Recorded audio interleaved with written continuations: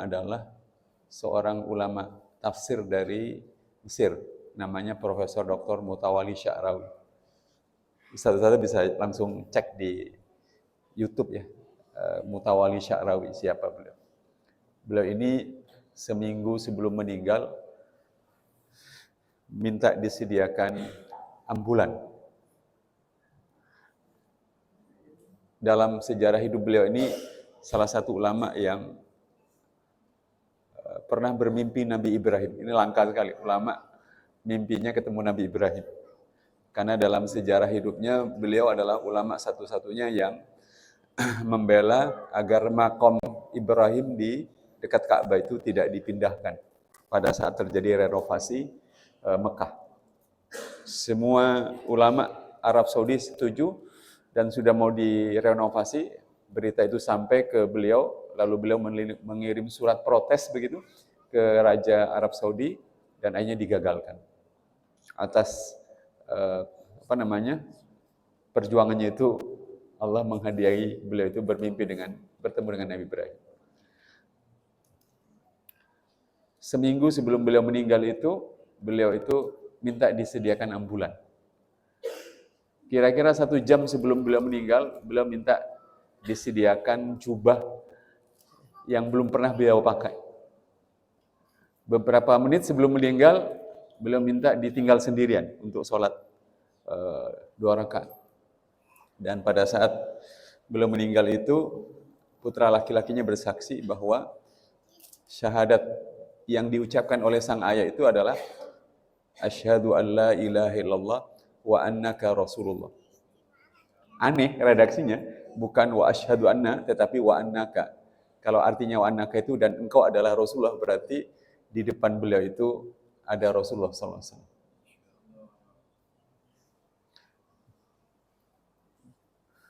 Itu Mutawalli Sya'rawi. Nah, cerita kedua tidak saya sampaikan ke Ustaz Gosan, tapi saya ceritakan di ruang Ustaz Dani.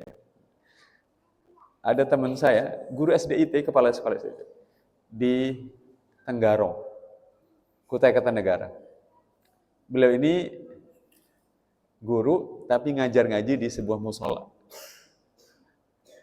Tapi musolanya istimewa, karena kira-kira jarak 50 meter dari musola itu tempat lokalisasi. Nah, ngajarnya itu dari maghrib sampai isya. Para pekerja lokalisasi itu yang bagian nyapu, gitu-gitu lah, bagian bersih-bersih, nerima tamu itu, pas sholat maghrib, ya salat ke situ. Dan mau ngaji, belajar Al-Quran itu. Lama-lama menjadi murid setia. Lama-lama mereka bertaubat. Dan lama-lama mereka minta bikin gazebo. Gazebo, selain musola, nah gazebo itu hanya menjadi tempat pengajian utama yang diisi oleh Ustadz Hidayatullah. Dan lama-lama jumlah rumah yang dipakai lokalisasi makin berkurang. Tahun kemarin saya berkesempatan ngisi ke gazebo itu. Kata Ustadz Hidayatullah, ini Ustadz wajah-wajah orang yang pernah bikin masalah itu. Ditudih, ketawa semua. Nah, oleh karenanya Ustadz-Ustadzah, dari inilah saya menulis ini. Apa reaksi kita menghadapi dan merasakan kenyataan kehidupan sosial, ekonomi, budaya, dan politik kita di sekitar kita. Tadi saya diceritain, Ustadz, sementara permata ini sedang tumbuh, di lingkungan ini nih ada banyak hal yang tidak enak untuk diinikan. Ada hotel, ada kos-kosan, dan sebelum itu kalau mau masuk Mojokerto itu ada orang yang jual apa namanya?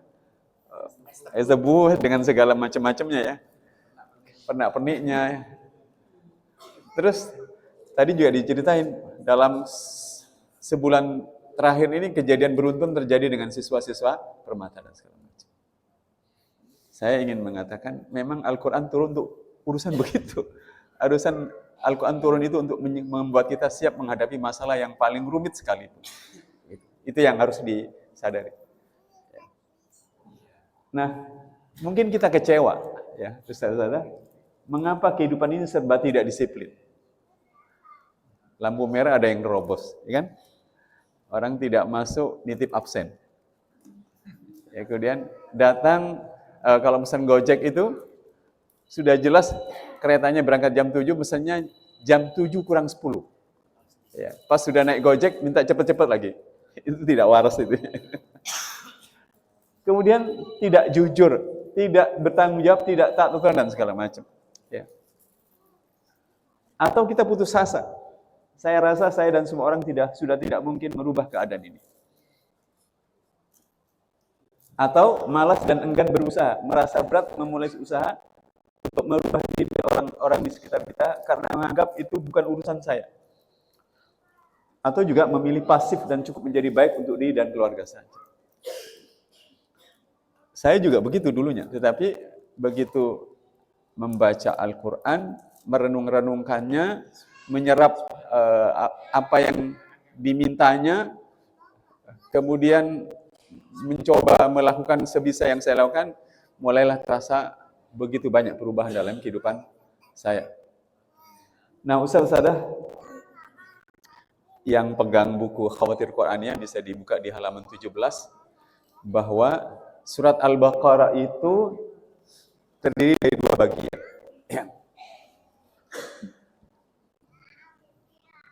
Ya, surah Al-Baqarah itu terdiri dari dua bagian. Bagian pertama itu menampilkan 3 contoh manusia. Ini mengulang yang lalu ya. 3 contoh manusia. Pertama, orang beriman. Yang kedua, orang yang kafir. Orang yang ketiga, orang munafik. Itu akan selalu ada di zaman Rasulullah, di zaman sahabat, di zaman tabi'in, di zaman Wali Songo, sampai kita. Setelah itu juga akan ada. Selalu saja manusia itu isinya ada yang beriman, berbakti kepada Tuhan, kepada Allah. Ada yang sebaliknya, ada yang munafik. Ya, selalu ada begitu. Dan sekarang Ustaz-Ustazah yang dirahmati Allah Subhanahu wa Ta'ala, kita menghadapi itu. Cuma repotnya karena kita tidak mengerti persoalan ini, kita menjadi putus asa dan segala macam. Nah, saya lanjutkan.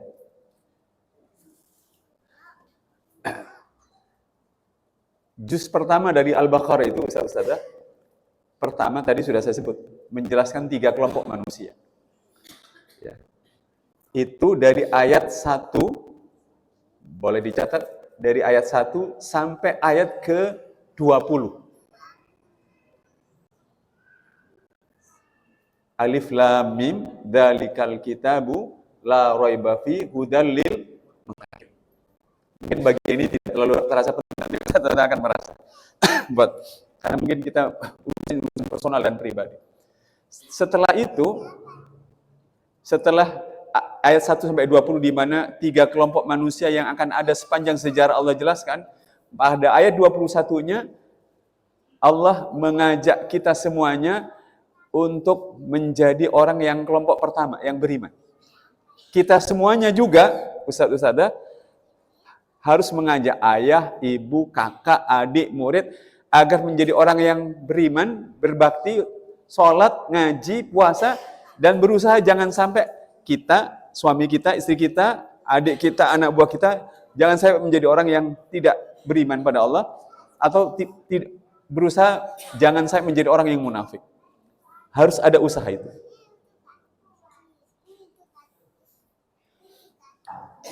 Ustaz-ustazah yang dirahmati Allah Subhanahu wa Ta'ala. Nah, setelah ayat, saya ulangi, ajakan untuk mengajak manusia menjadi orang beriman itu dimulai dari ayat 21 sampai ayat ke-29. Sudah.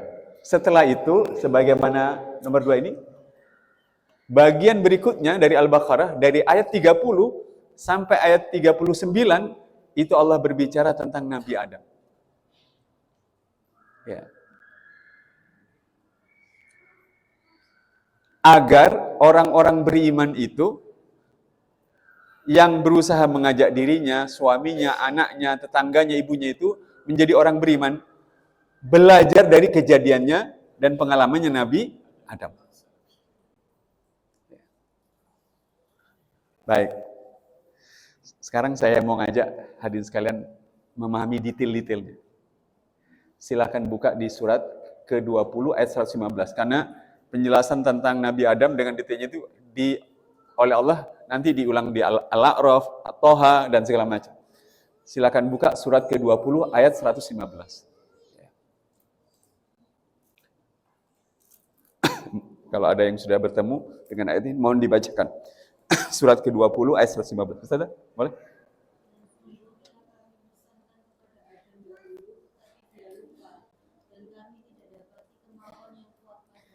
Walaqad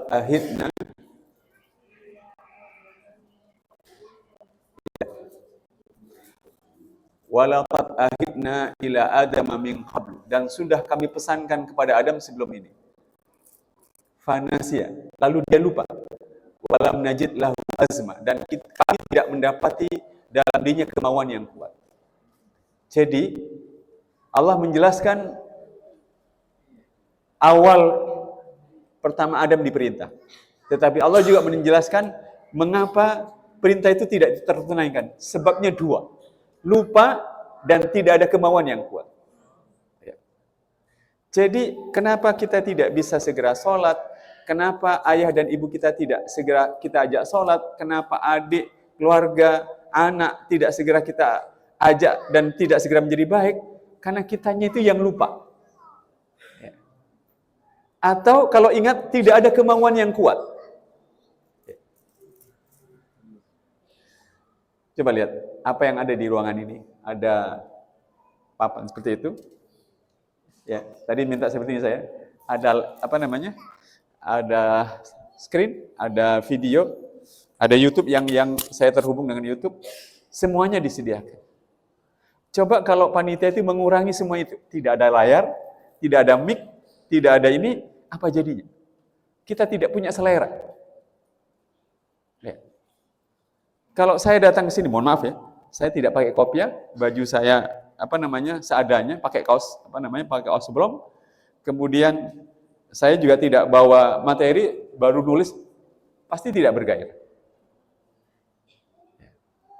Kemarin waktu buku Khawatir Qur'annya sengaja saya bawa dan saya ini kan, kemudian kalau ada sebagian di antara kita tidak mau, terasa bedanya.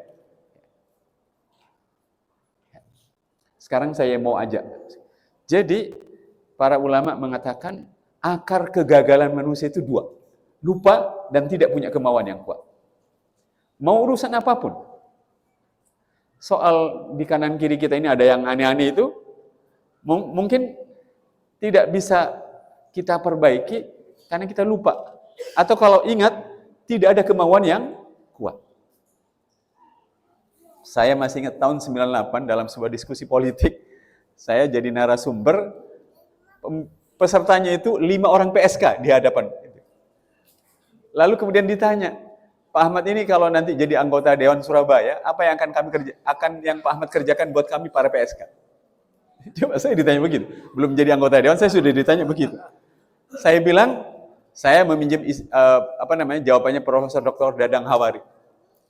Kalau ingin selesai PSK itu, saya jawab dengan dua alasan. Pertama, alasan natural, alasan psikologis.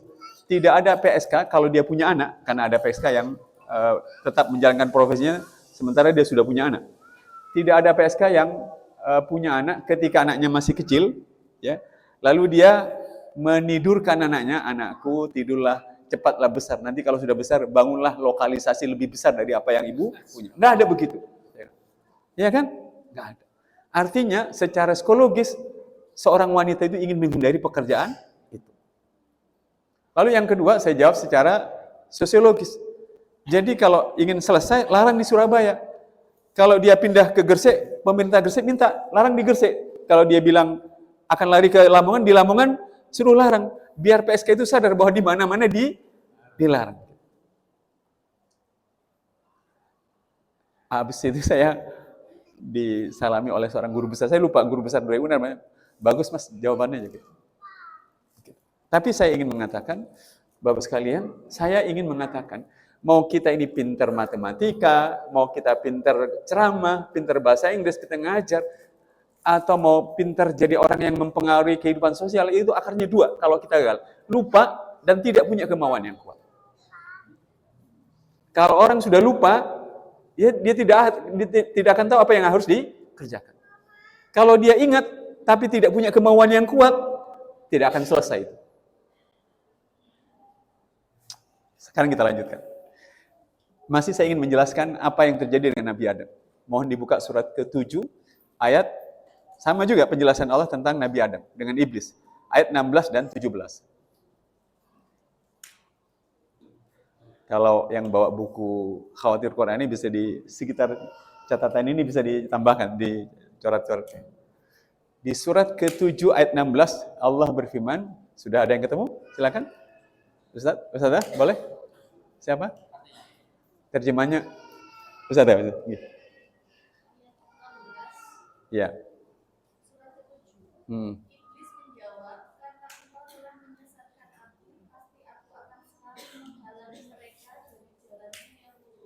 Terus? Kemudian pasti aku akan mendatangi mereka dari depan, dari belakang, dari kanan dan dari mereka. Dan Allah tidak akan mendapati kebahagiaan mereka. A'udzu billahi minasyaitonir rajim. Bismillahirrahmanirrahim. Qala fa bima awaitani la'aqudanna lahum siratakal mustaqim. Ya Allah, oleh karena Engkau telah menentukan aku sesat. Maksudnya menyesatkan aku itu maksudnya telah memvonis dan menghukum aku ini sebagai makhlukmu yang sesat. Aku akan halangi mereka dari jalanmu yang lurus. Saya ajak Ustaz mikir tajam ya. Nanti akan terasa kitab Khawatir Quran ini. Summa la'atiyannahum mim baini aidihim. Kemudian aku datangi mereka dari depan. Wa min khalfihim, dari belakang. Wa an aimanihim, dari kanan. Wa an syama'ilihim, dari kiri. Wa la tajida aksarahum syakirun. Apa artinya setan itu mendatangi dari depan? Kata ulama tafsir, mendatangi dari depan itu setan atau iblis akan mendatangi kita dengan cara melupakan dan melalaikan kita pada akhirat. Ya. Apa efeknya kalau seorang suami berangkat dari rumahnya kerja, tapi kerjanya itu lupa pada akhirat? Maka dia akan bekerja sembarangan. Karena dia tidak merasa akan ada Malik Yaumiddin. Allah yang akan mengadili di hari pembalasan. Dia kerja akan melupakan semua hal yang akan terjadi di saat-saat setelah itu. Apa efeknya kalau wanita misalnya ditinggal oleh suaminya bekerja, tiba-tiba dia lalai akhirat? Dia bisa melakukan apa saja. Ya kan? Apa jadinya kalau seorang guru mengajar, kemudian dilalaikan oleh iblis dengan akhirat? Dia tentu mengajar tanpa merasa akan dimintai tanggung jawab, baik oleh sekolah maupun kelak di hadapan Allah Subhanahu wa Ta'ala.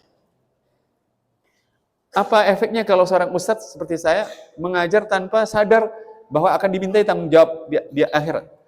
Saya punya niat macam-macam. Saya mau ceramah biar saya diundang lagi dan segala macam. Padahal kelak kata Rasulullah, orang yang akan bisa dahulu masuk neraka adalah seorang yang belajar Al-Quran hanya ingin disebut sebagai orang yang pandai. Saya lanjutkan. Apa artinya setan itu datang dari belakang? Setan itu akan menyibukkan kita dengan dunia. Dari depan dilalaikan dengan akhirat, dari belakang disibukkan dengan dunia. Baik dunia itu banyak maupun dunia itu sedikit. Ya. Apa artinya setan itu mendatangi kita dari kanan? Kata ulama-ulama tafsir kita, maksudnya setan itu akan menimbulkan keraguan-raguan dalam pikiran kita. Apa yang membuat orang ragu-ragu? Karena tidak pernah disentuh itu Al-Quran. Apa yang membuat orang ragu-ragu memasuki jalan? Karena jalan itu nggak pernah dilewati. Pak, lewat sini Pak. Nggak berani. Kenapa? Nggak pernah lewat sini saya. Padahal Google-nya ngomong begitu. Ya kan? Begitu dilewati, benar. Google itu asal ngasih jalan saja. Padahal jalannya sempit ya. Gitu. Ya. Yang terakhir, apa maknanya setan itu mendatangi dari kiri? Setan mendatangi dari kiri itu maknanya setan itu akan mengajak kita tenggelam dalam kenikmatan menikmati hawa nafsu. Makan, minum, nonton, santai, buka IG, macam-macam, ditenggelamkan oleh setan itu. Ya. Sekarang Ustadz yang merenung kembali pada surat ke-20 ayat 115 tadi. Ya. Walaqad ahidna ila Adam min qabl. Sungguh telah kami pesankan kepada Adam sebelum ini. Fanasia, lalu lupa. Sekarang kita ngerti kan kenapa bisa lupa? Karena serangan 4 arah itu. Nah, sekarang kalau Al-Baqarah yang kita baca itu, ustadz-ustadzah hanya dijadikan untuk ngusir jin. Ya. Bagaimana semua persoalan itu bisa selesai dalam kehidupan kita. Yang tidak punya pekerjaan, yang tidak mengajar, yang tidak ada, bagaimana akan selesai? Kalau dia tidak mengerti ayat isinya, bagaimana dia mau punya kekuatan tekad? Kalau dia oleh iblis itu disibukkan dengan dunia, dilalaikan dengan akhirat dan segala macam. Ustaz-ustaz yang dirahmati Allah Subhanahu wa taala. Coba kita buka surah Alhaakumut Takasur. Surat yang kedua. Kita baca ini bersama-sama 3 kali. Saya ingin agar kita ini menyadari makna dan setan itu datang dari belakang kita. Monggo kita buka sama-sama.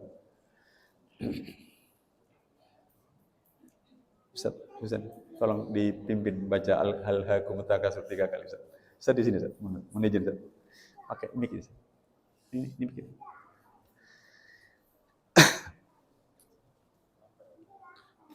Itu banter ya. Monggo kita sareng bareng-bareng Ustaz-ustazah membaca Alhaakumut Takasur.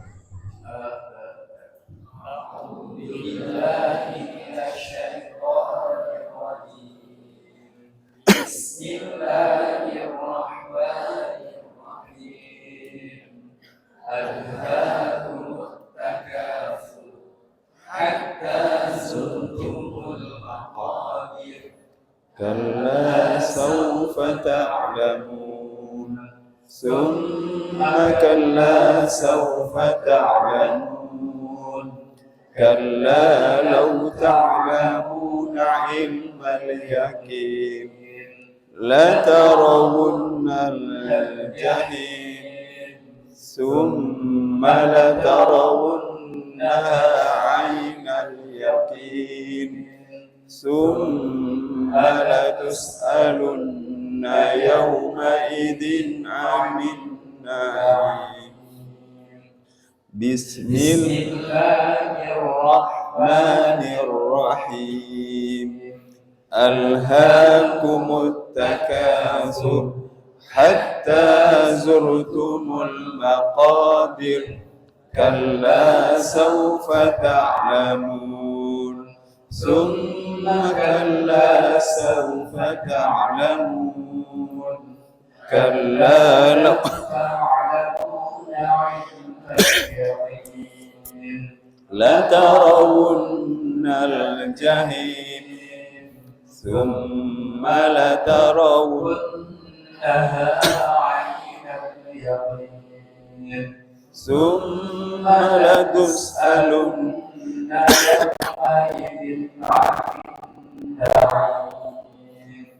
بسم الله الرحمن الرحيم ألهاكم التكاثر حتى زرتم المقابر كلا سوف تعلمون ثم كلا سوف تعلمون كلا لو تعلمون علم اليقين لترون الجحيم ثم لترونها عين اليقين ثم لتسألن يومئذ عن النعيم صدق الله العظيم. Ustaz-ustazah, kenapa saya meminta ustaz-ustazah membacanya mengulang? Karena di dalam surah Al-Isra surat 17 ayat 41 mengulang-ulang itu mengingatkan. Kalau yang kita ulang surat tadi Alhaakumut Takasur, bermegah-memegahannya kalian telah melalaikan kalian. Orang bermegah-megahan itu tidak harus dengan mobilnya, ya, dengan apa namanya rumahnya, tapi dengan gaji yang ustadz terima, baru terima transfer gaji, lalu bermegah-megahan. Versi irit-iritan ya. Gitu.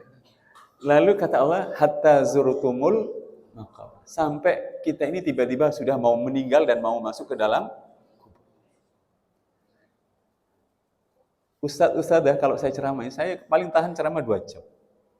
Tapi kalau ustadz-ustadzah memperdengarkan sendiri ke telinga kita, itu artinya kita bisa melakukannya setiap saat dan mengingatkan diri setiap saat. Coba kita bandingkan, berapa lama benda yang kita pegang ini, handphone ini, kita perhatikan, kita balas WA, macam-macam, sementara diri kita sendiri jarang diberi perhatian dengan cara mengingatkan terhadap hal-hal yang seperti itu. Yang kalau kita renung-renungkan bagaimana iblis dan setan itu memperlakukan kita, dia akan datang dari depan, dari belakang. Dengan melalaikan pada akhirat, kalau yang ayat surat ini mengingatkan bahwa dunia yang bikin sibuk membuat kita tiba-tiba sudah sampai menjelang kematian. Saya mau lengkapi sekarang ayat. Silakan buka surat 35 ayat ke-5 dan 6. Tegas Allah. Allah membuka rahasianya kepada kita ya, yang kita harus mengajar, bekerja, mendidik. Begitu tahu ayat ini, maka semua pekerjaan itu dilakukan dengan cara yang lebih baik. Sudah ketemu ayatnya? Silakan. Ayat ke-5.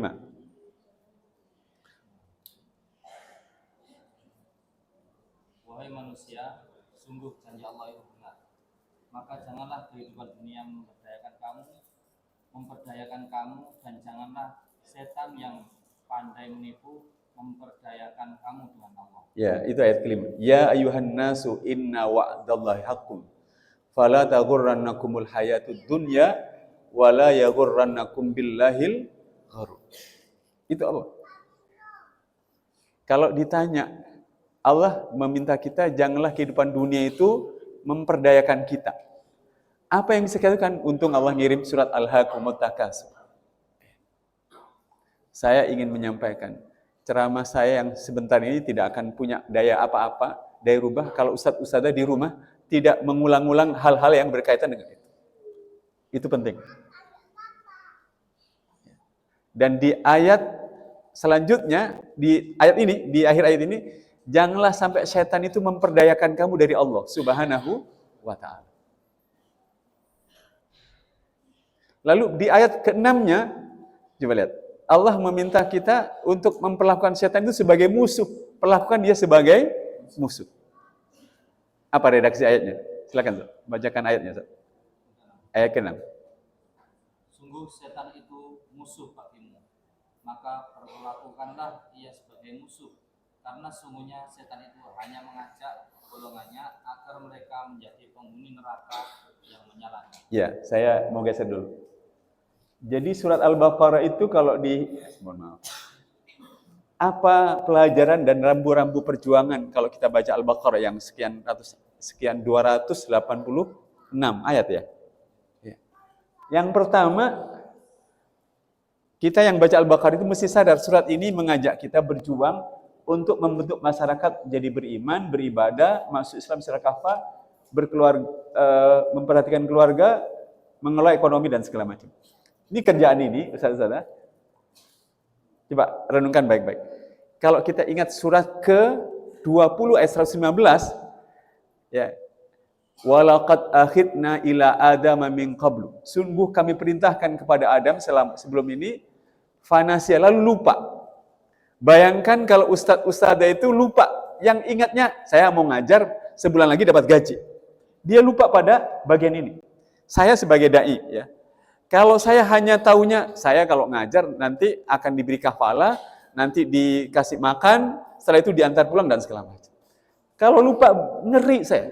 Nggak kebayang bagaimana ayah, ibu, adik, tetangga, dan segala macam bisa tertolerir hal-hal yang baik seperti itu.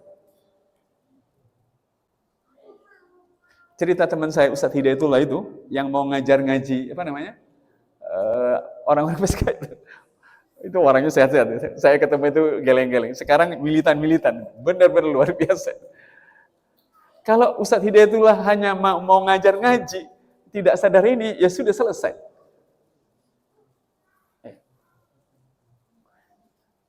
Ini pelajaran dari kepemimpinan Nabi Adam kan sedang kita baca kan? Ini kan?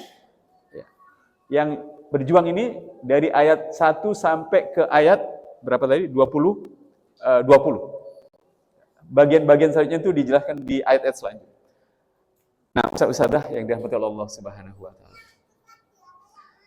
Bagian selanjutnya akan lebih tajam lagi. Ustaz-ustazah akan merasa betapa luar biasanya nanti Al-Baqarah. Tapi ayat-ayat yang tadi saya ajak, kalau ustaz-ustazah harus ditanya, bagaimana cara membendung kita agar kita tidak digoda oleh setan sehingga kita tidak lupa pada akhirat? Baca Al-Qari'ah, baca Idza Waqa'atil Waqi'ah, ya kan? Baca surat Yasin, baca Tabarakalladzi. Sekarang semakin banyak dibaca Al-Quran, semakin ingatlah kita akhirat. Dan ingat akhirat itu bukan kita itu tiba-tiba tidak mau keluar rumah, hanya mau sholat. Enggak. Ingat akhirat itu normal, hidupnya normal. Ke pasar, ngajar, mendidik dan segala macam. Tetapi dengan ingatan akhirat, kita menjadi jauh lebih waspada, lebih terkontrol. Itu yang penting dan harus disadari. Coba lihat. Mohon, saya mau masukin. Nanti saya tarik ke sini. Jadi, di surat Al-Baqarah ayat 36, coba lihat, surat 36. Surat Al-Baqarah ayat 36, Allah jelaskan. Ketika Nabi Adam diperintahkan untuk tinggal di surga bersama Siti Hawa, dan diminta oleh Allah, jangan engkau dekati pohon khuldi itu. Fa'azallahuma syaitan. Maka syaitan itu menggelincirkan mereka berdua, sehingga mereka bermaksiat. Dah, sekarang Ustaz-Ustazah, kita renungkan apa penjelasan Ibnul Qayyim Al-Jauziyah. Apa dampaknya kalau manusia itu bermaksiat? Maksiat itu dua kan definisinya. Perintah Allah itu tidak dikerjakan, atau yang kedua, larangan Allah itu malah dikerjakan. Itu maksiat. Apa yang terjadi? Ibnul Qayyim Al-Jauziyah menyebut ada 16. Pertama, pelakunya tidak banyak mendapatkan petunjuk. Bayangkan kalau semua orang di sekitar kita ini menjadi orang yang bermaksiat.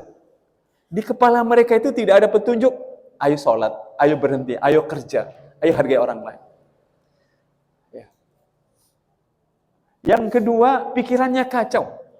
Jadi mohon maaf, teman-teman yang dengan berbagai hal itu melakukan hal-hal yang sedang kita saksikan itu, ada PSK, ada penjual tubuh dan segala macam. Kenapa begitu? Karena pikirannya sedang tidak normal. Kasihan mereka. Dalam pikiran mereka tidak mengalir petunjuk, inspirasi, ide dan segala macam. Siapa yang harus memasukkan?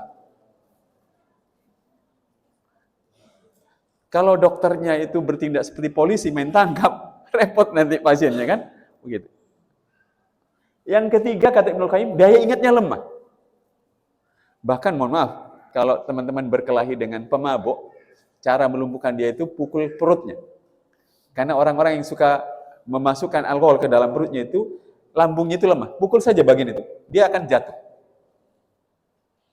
Tapi bukan hanya fisiknya yang lemah, tetapi daya ingatnya lemah. Kemudian, sudah pasti, waktunya hilang sia-sia.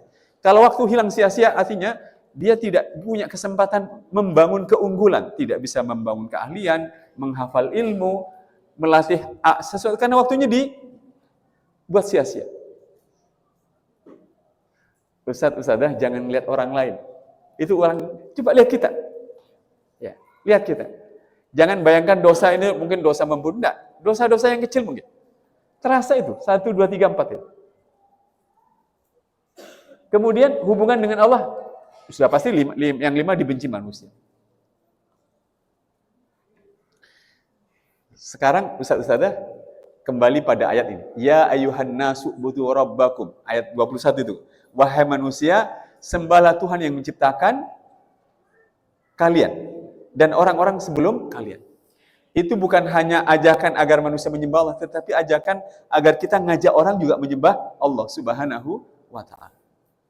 Kemudian doanya tidak dikabulkan, hatinya keras, berkah rezekinya dan umumnya hilang. Maksudnya Rezeki, kalau dia punya rezeki itu cepat habis. Dan kalau rezekinya ada, tidak berdaya guna untuk hal-hal yang lain. Habis, cepat habis. Saya semalam ini tulisan saya sudah lama di Facebook, saya tulis, ini sudah lama nulis ini. Saya renungkan lagi. Begitu membaca Al-Baqarah itu, waktu Allah meminta Nabi Adam untuk tidak mendekati pohon huli itu dan dilanggar, langsung Allah meminta Adam turun ke dunia. Masih ada lanjutannya. Tidak. Diharamkan mendapatkan ilmu. Jadi Ustazah rahimahullah, kalau sekolah ini cuek bebek saja, kita tidak peduli dengan lingkungan kanan kiri itu, maka kasihan orang-orang di kanan kiri kita itu. Dia tenggelam dalam situasi pikirannya tidak kemasukan hidayah, hatinya keras dan segala macam. Ya. Dengan kata lain, kalau kembali pada ayat wahai manusia sembahlah Tuhan yang menciptakan kalian, maka saya sebagai guru maka harus berubah menjadi pribadi yang lebih kuat. Kenapa? Nanti ketemu orang kanan kiri kita, ayah, ibu, tetangga itu yang sedang tidak bagus karena tenggelam dalam perbuatan dosa itu, bisa sabar menemani mereka. Dan begitu mereka disabari, dahsyat itu, seperti Ustaz Hidayatullah itu. Orang-orang itu pada senang dan berubah.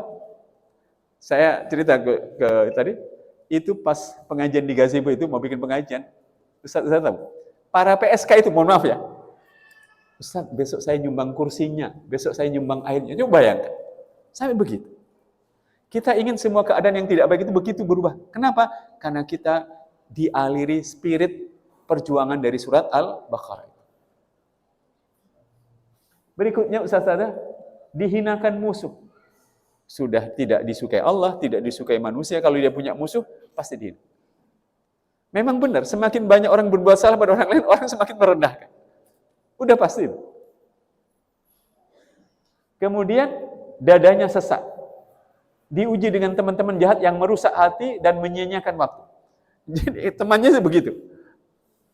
Lalu cemas berkepanjangan dan seterusnya. Ini saya kutip dalam, ada bukunya, saya punya bukunya ini, saya kutip, saya tulis itu. Sekarang kalau ustaz-ustaz ini terkena, tidak terkena oleh, terkena kita. Mau datang pada dokter spesialis apa? Ya. Dokter spesialis jiwa. Kalau datang ke dokter spesialis jiwa, nanti dia kasih obat, harganya per resep itu bisa minimal 250.000. Ya. Mahal. Saya sudah pernah ngisi halal bihalanya teman-teman dokter spesialis jiwa. Lalu ada bagian yang dari perusahaan obat-obatan dari itu. Ya Allah, benar-benar mahal sekali. Daripada beli beli obat yang mahal, maka mendingan kita didik dengan Quran. Saya pernah beli obat kulit gatal ke dokter spesialis kulit. Saya tanya, 15 menit saya ngomong, dok berapa semuanya? Kata dia, to the point. Obatnya 150.000, konsultasinya 150.000. Padahal tidak sampai 1 jam saya ngomong. Jadi 300.000 saya bayar. Begitu. Ustaz-ustazah, saya ingin menggugah sekolah ini yang mengajarkan Al-Quran dan segala macam, mulai sekarang harus berpikir lebih dalam lagi. Bahwa Al-Quran itu punya daya rubah yang sangat dahsyat. Ya. Sekarang balik lagi ya ke bagian ini. Lah, kalau Al-Baqarah itu menyuruh kita berjuang agar istri, anak, suami, tetangga, security, tetangga sebelah, ya, kemudian mbak-mbak yang jualan tebu dan segala macam itu, ya seperti ini, terus kita kena dosa, ya sudah nggak bisa ngapa-ngapain kita, ya, kena COVID, repot kita kan. Lalu Ustaz Arkom, saya ini bagian apa Ustaz? Terserah mau bagian apa, mungkin saya bagian ceramah, saya Ustaz bagian belikan konsumsi, bagian bikin fotografi, bagian semuanya kerjakan. Tapi semua orang harus bekerja agar kebaikan ini tertular kemana? Coba Ustaz kembali ke baik. Saya ingin kembali ke tulisan saya ini. Silakan pilih sikap ini. Lebih mengerikan hidup itu. Ustadzah memilih, itu bukan urusan saya baik. Diam, nggak usah bekerja apa-apa. Kecewa, habis kita. Ustadz Hidayatullah yang saya ceritakan itu, jangan bayangkan Ustadz itu, enggak, Ustadznya, mohon maaf ya, seperti Ustadz Husain ini, yang kurus, wajahnya mirip saya ya, begitu ya. Terus orangnya juga biasa. Jangan membayangkan dia juga punya argumentasi dan komunikasi yang biasa saya, normal sebagai guru. Tapi karena dikerjakan, itu berubah. Dan murid-murid premannya itu, wah sangar-sangar itu. Saya masih ingat, fotonya masih ada. Nah, Ustadz-ustadzah yang dirahmati Allah Subhanahu wa taala, sekarang saya berhenti di sini. Al-Baqarah itu meminta kita berjuang. Apa? Jadilah manusia beriman. Ajak ayah dan ibu kita beriman, ajak siswa-siswa kita beriman. Kalau keluar dari ini ketemu mbak-mbak orang yang jualan macam-macam, tulari dia agar mereka menjadi orang yang beriman dan segala macam. Semuanya. Kalau lupa dan tidak punya semangat kuat, ya sudah, hasilnya juga tidak bagus. Atau kita tenggelam dalam perbuatan dosa, ya seperti itu. Yang harus diwaspadai ketika kita sebagai guru didatangi oleh iblis dari depan, dari belakang, dan segala macam. Nah, Allah meminta kita ambillah pelajaran dari kepemimpinan Nabi Adam itu. Iya kan? Sejak dari ayat ke-30, 31 sampai ayat 39. Setelah itu Allah meminta kita belajar dari kepemimpinan Bani Israel. Nanti kita akan bahas itu. Kalau yang Nabi Adam itu urusannya personal sebenarnya. Kalau yang Bani Israel itu urusannya udah kemana-mana ke orang lain. Saya mau cerita beberapa pekan yang lalu ya, sebulan yang lalu ya, saya kan bawa mushaf kan. Kemarin itu hari Kamis malam, saya bawa mushaf 30 mushaf di Masjid Muhammadiyah Al-Ikram. Kemudian saya sempat menerangkan soal ayat itu tadi. Setelah itu tiba-tiba ada jamaah, Ustaz saya mau wakaf 1 juta. Saya belikan juga sudah 1 juta. Ada masjid, 5-6 masjid yang saya begitu. Dan begitu saya pelan-pelan bicara dan segala macam, semakin banyak. Yang istimewa itu bukan orang-orang muda, yang orang-orang tua itu kemudian banyak lagi. Bukan bolak-balik, saya senang gitu. Masjid itu terasa hidup sekali. Kalau anak muda ngaji kan kelihatan ya. Ini orang tua yang tadinya tidak peduli, tiba-tiba duduk, buka Al-Quran dan segala macam, mereka ngaji. Coba bayangkan kalau semua ustadz-ustadzah di ruangan ini mulai terlibat begitu. Nggak perlu ceramah. Kalau sudah selesai dari tempat ini, ada uang, cukup beli untuk pengharum kamar mandi, belikan. Taruh di kamar mandi, masjid, musola. Ada yang cukup beli uang buat mushaf, belikan mushaf di musola terdekat. Ada yang lebih banyak untuk kafalah guru TPQ, kasih ke TPQ dan segala macam. Berjuanglah, niatkanlah agar apa yang diperintahkan Al-Baqarah itu bisa kita tunaikan dengan bagus. Dan itu tadi, bagian ininya. Nah, Ustaz-ustazah, coba periksa kita. Lakukan general check up, jangan-jangan kita terkena ini. Kalau kita terkena ini, memang nggak bisa jalan, ya, nggak bisa kemana-mana, nggak bisa beringsut, ya, dan segala macam, nggak bisa melakukan apapun dalam kehidupan yang baik. Ini tidak bisa diselesaikan dengan ceramah, ya. Ini tidak bisa dengan Ustaz-ustazah harus secara bertahap mengobati diri dengan bagus. Baik, saya cukupkan. Selebihnya nanti kita ngobrol dan berdiskusi. Mudah-mudahan ada banyak hal yang tergali, terinspirasi. Atau mungkin ada usul, Ustaz saya mau ini, dan segala macam. Silakan.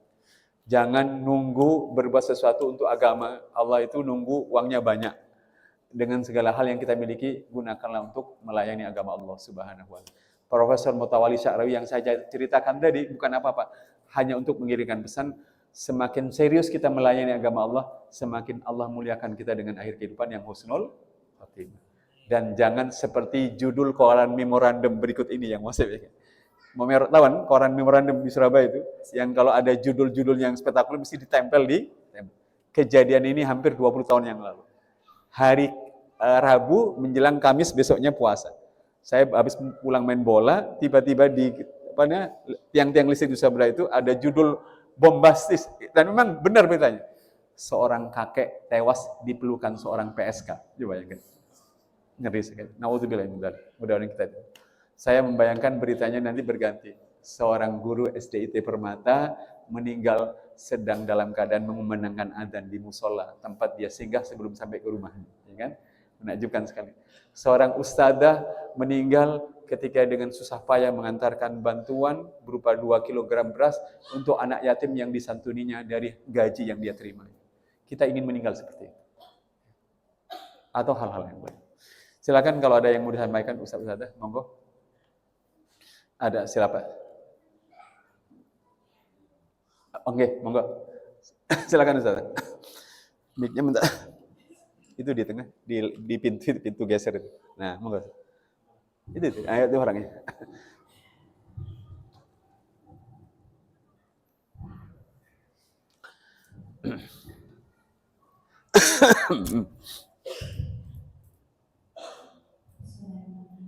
Assalamualaikum warahmatullahi wabarakatuh. Waalaikumsalam.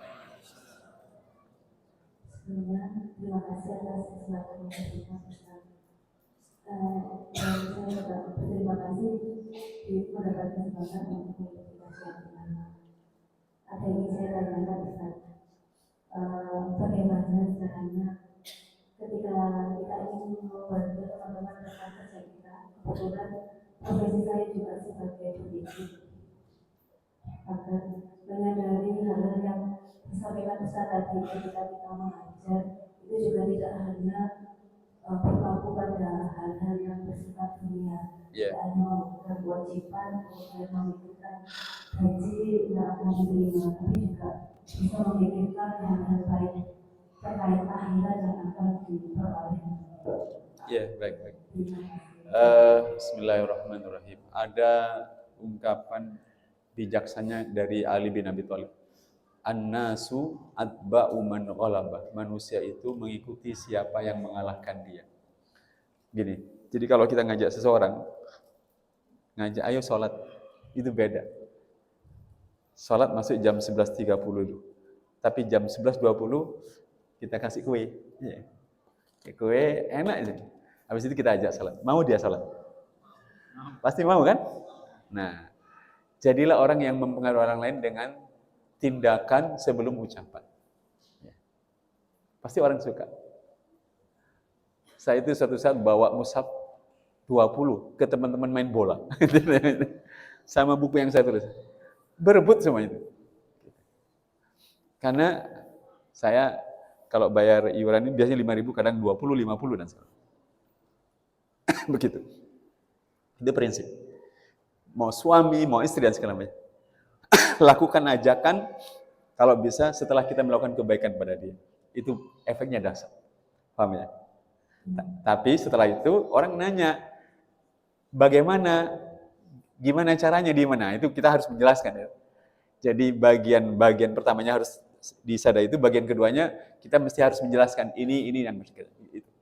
Saya di keluarga itu sudah sering nggak pernah ceramah, jarang saya ceramah. Jangan bayangkan saya ini di keluarga itu, Ustadz kapan mengumpulkan anggota keluarga Ustadz ceramah? Enggak. Anak-anak saya tahu betul. Saya ini bukan orang yang ceramah, tapi mereka ya gampang diajak gitu. Dan saya tidak pernah mengeluh apapun yang mereka, adik, istri, saudara, anak saya. Bi mau pinjam mobilnya, nggak pernah saya bilang nggak bisa, enggak. Orang tua saya nak minta uangnya, nggak pernah. Saya berusaha itu. Kalau ada mungkin kira-kira 1%. Saya berusaha untuk membuat saya ini seperti lapangan sepak bola yang semua bisa diparkir di situ, sehingga orang merasa senang. Jangan coba-coba kita jadi orang yang gampang mengeluh. Ya. Begitu mohon maaf, parkiran sudah penuh. Gitu ya. Mohon maaf, uangnya tidak ada. Oh, orang tidak suka. Mbak, ada uangnya. Sebentar ya, Dek, ya gitu. Kita aja lebih orang daripada, Dek, aku juga tidak punya uang. Beda. Itu hal-hal yang membuat orang itu suka dengan kita. Gitu. Hal-hal yang perlu diingat. Baik. Ada yang lain? Silakan. Oh, ya, di depan ini. Zat, sini Zat. Zat, pakai ini. Mohon maaf, tangan kiri. Gitu.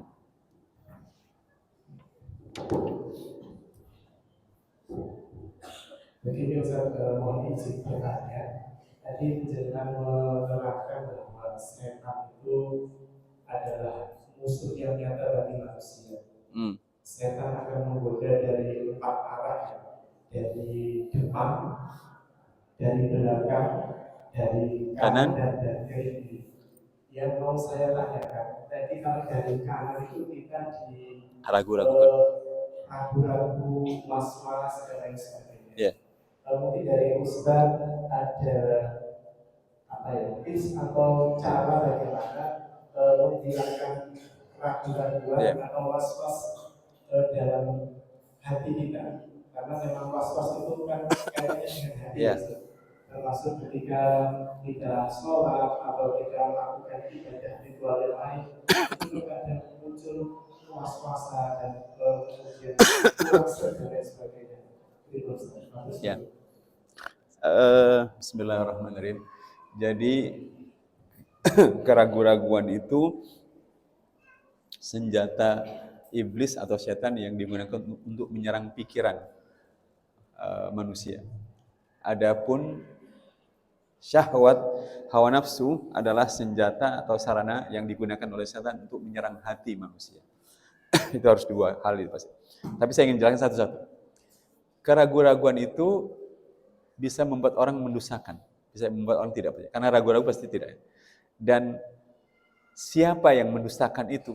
Allah jelaskan di surat 83 Al-Mutaffifin. Mohon dicek ayatnya ini. Mohon dicek ayat, nomor ayatnya.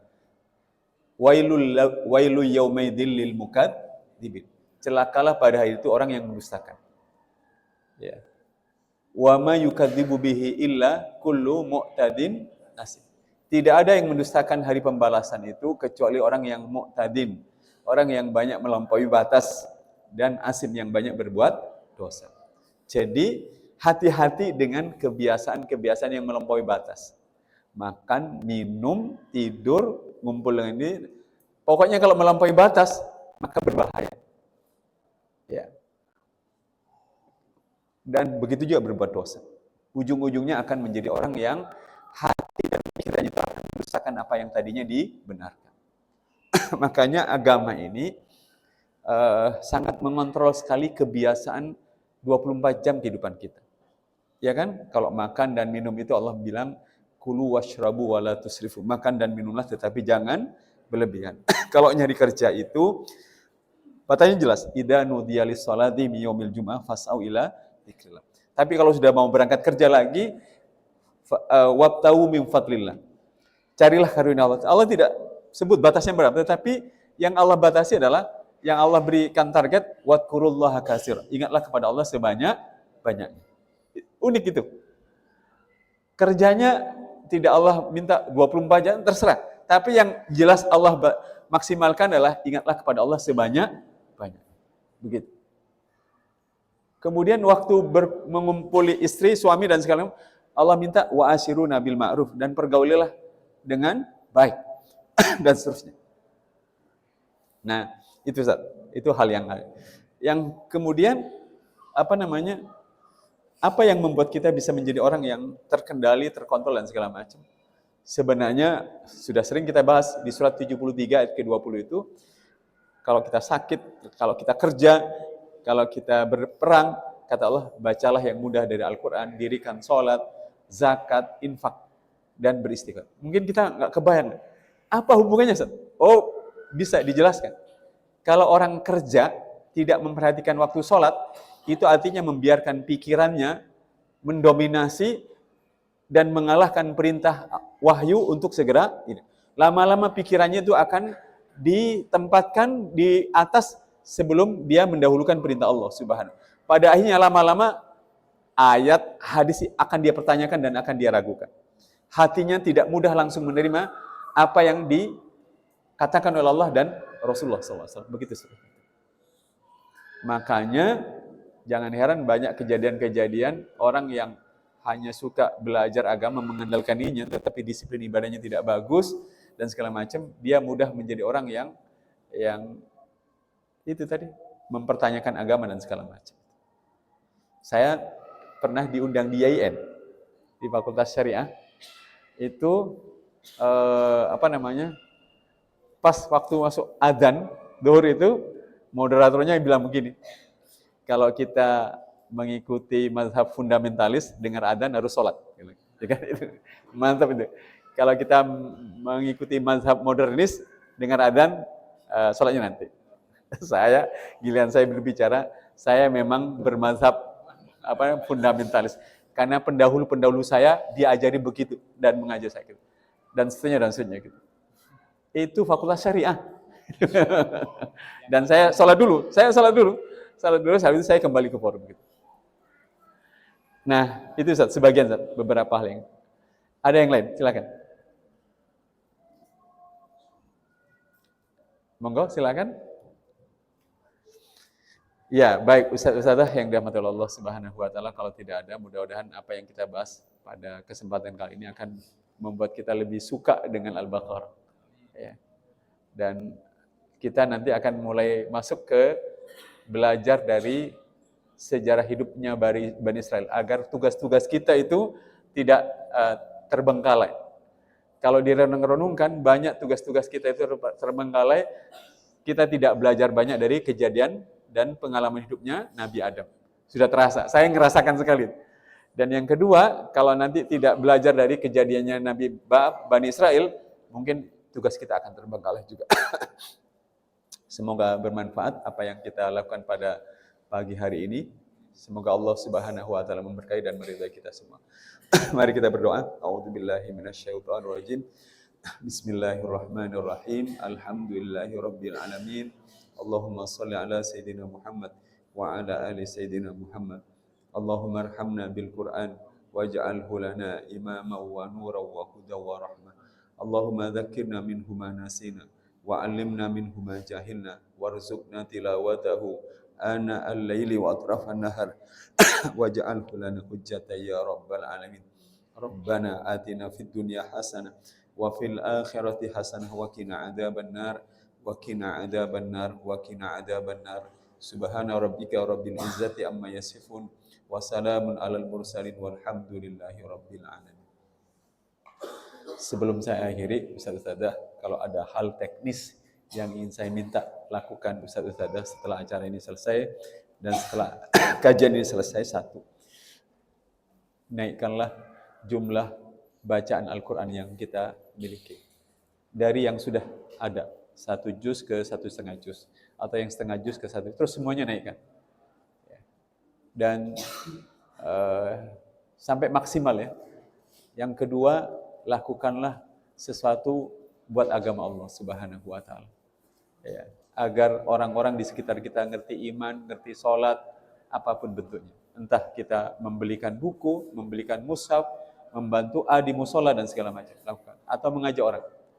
Kemudian setelah itu dilakukan, yang ketiga, cobalah kembali memperbanyak membaca Al-Quran, berdoa dan segala macam. Ingat-ingat apa yang sudah kita lakukan.